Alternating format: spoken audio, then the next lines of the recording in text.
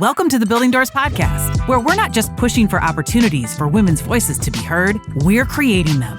I'm Christy Harst, voiceover actor and creator of the Building Doors campaign. Join us as we amplify voices, break barriers, and build doors together. Hi, I'm Billie Jo Konze, and I'm a door builder in the Building Doors campaign. When I was 3 years old, I saw my aunt in her high school production of Oklahoma, and ever since then, I wanted to be an actor. When I was a kid, I used to invite my family to productions that I would put on in my grandma's basement, and so I always knew I wanted to do some type of performing.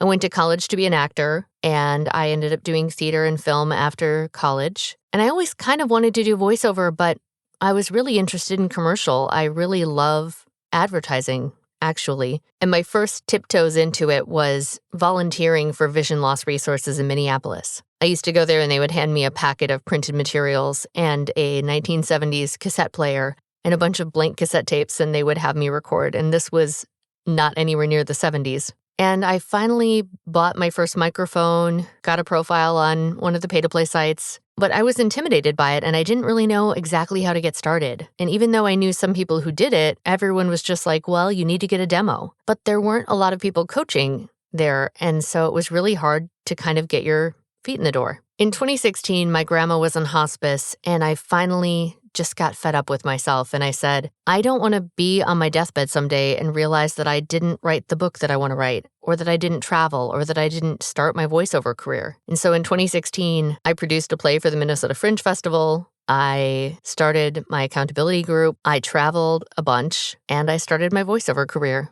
Before doing voiceover, I was an actor, so I had a lot of different serving jobs. I worked in a lot of other random part-time jobs, and I actually gave up about 4 part-time jobs to become a voice actor, and I kept the serving jobs up until the pandemic. I used to work doing medical simulations at the University of Minnesota Medical School. I was a performer at kids' birthday parties. I was a singing telegram girl. I sang on a train. I was a princess at the Mall of America. I did marketing for a lot of small arts organizations. I built a database in FileMaker. I had to learn to code to do that, but I did it. So I've actually had a lot of different experiences in my life that don't directly seem to connect to voiceover, but I honestly think that they all do. Right when I first got started, I got my demo, and my first big break in voiceover came immediately after getting that demo. I actually booked on my very first audition. I put the demo on Facebook, and a producer that I had worked with reached out to me and said, hey, can you send that to me? I did. And then he texted me back and said, hey, I'm working on this project. Can you please send me an audition?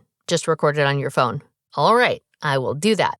I sent him back an audition, and he got back to me and he said, can you do it again, but try it like this, just a little smaller, just a little more intimate. I did it again and I sent it to him. He's like, okay, that's better, but do one more for me. This time, pretend that you're literally laying in bed next to someone and you're talking to them like you're just right there. They're right there. You don't have to push. I was like, okay, sure. So I sent it back to him. He's like, thanks, great. I think it was about a month later, I got a text from him saying, guess what? You booked it. Not only did you book one spot, it's a whole campaign. So it was 4 spots. So my first big break was actually my first audition. That made me think, wow, this is going to be a piece of cake. I was wrong.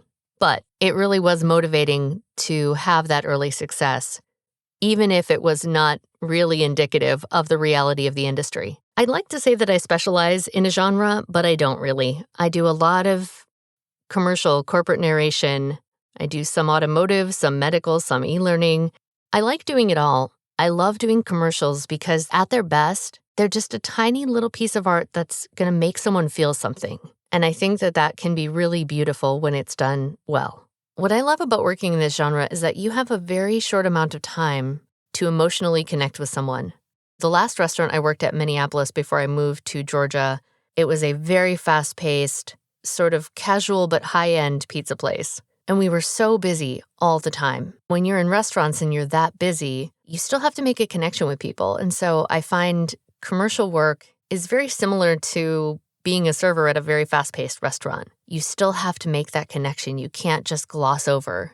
You have to stop and really see the people you're talking to and really connect with them. I think that's a really fun challenge. Ooh, my dream clients. If I could work with any brand, honestly, I've always wanted to work for Coca-Cola.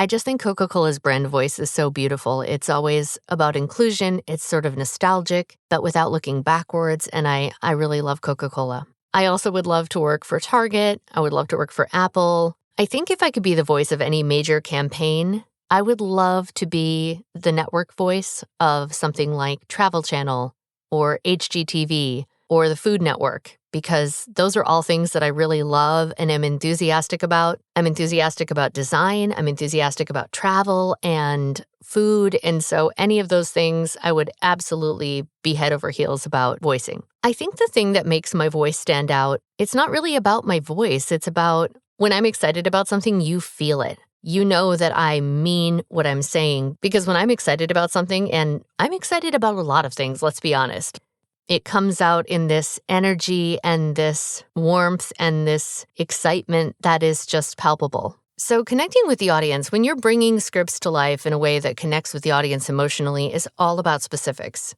In acting school, they will tell you specificity is key. You have to be very specific about your choices. Who are you talking to? Why are you talking to them? Where are you?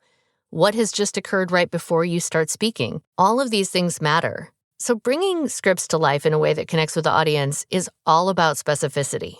And that's something they drill into you when you are in acting school. Every choice needs to be specific, otherwise your result will be generic. We as an audience need to know that it means something to the person saying the words. And we know when it doesn't mean something to them. About 1.5 years into my voiceover journey, I was doing a directed session with a healthcare client. And it was one of those where, I can't see them. I can only hear them when they press the button. So I'm just in my friend's booth and I'm waiting for them to come back and it's very quiet. And all of a sudden I heard the little click of the button being pressed and I heard him say, "Billie Jo, your voice is magic." And I got to tell you, I got chills because to hear that meant so much to me, especially at the time, because I didn't have a ton of experience yet. And it's hard in those sessions sometimes because you're not hearing the whole conversation. You're not hearing them give all the feedback. Often the engineer gives you feedback that is tempered because if they gave you all the feedback, you might just shut down and stop performing well. And I know it's not about my voice. It's about the performance. My voice is not special. My voice is just a voice. Everyone has a voice, and lots of people have good voices, and some people have great voices. But it doesn't matter if someone has a great voice if they don't know how to use it and if they don't know how to perform well with it. And so to hear that, to me, that was not just saying my voice was magic, it was saying that my acting was. So I already talked about how many different jobs I've had in the past and how many different areas I've dabbled in. But I think something unique about me that influences my VO style is just a general curiosity about the world. I have so much interest in all these different topics, from science to new agey stuff to animals and food and travel and reading and self-development and so many other things. And I think when I'm reading scripts or learning something new, I feel like that curiosity comes out in my read. One fun fact about me that people might not expect is that my senior year of high school, despite not being this type at all, I was voted most likely to be a rock star. I think despite being an honors student who was in theater and choir, I think people just saw me do the talent show and be in the musicals and thought, well, she's not afraid to get up on stage. And they were right about that. If my voice were a brand, it would be known for inspiring belief. In everything I do, I want to inspire people to believe that things are possible, that they can do more, that they can achieve whatever they want to achieve, that the thing they want to be is within their reach. I think if my voice were a brand, it would be known for optimism. Thanks for checking out my Building Doors podcast episode and for your support of the campaign. If you'd like to work together, you can email me at billie@billiejokonze.com and visit my website at BillieJoVO to hear more of my work. Thanks for listening to the Building Doors podcast. Want to hear more? Check out all our episodes at buildingdoorsvo.com/podcast and follow us on Instagram and LinkedIn at Building Doors VO. We'd love to hear from you, so call us on our 24/7 hotline at 216-307-1917 and leave us a voicemail with your thoughts. Do you want to support the podcast? Well, we love coffee. Buy us a cup through the link in the description or at buildingdoorsvo.com.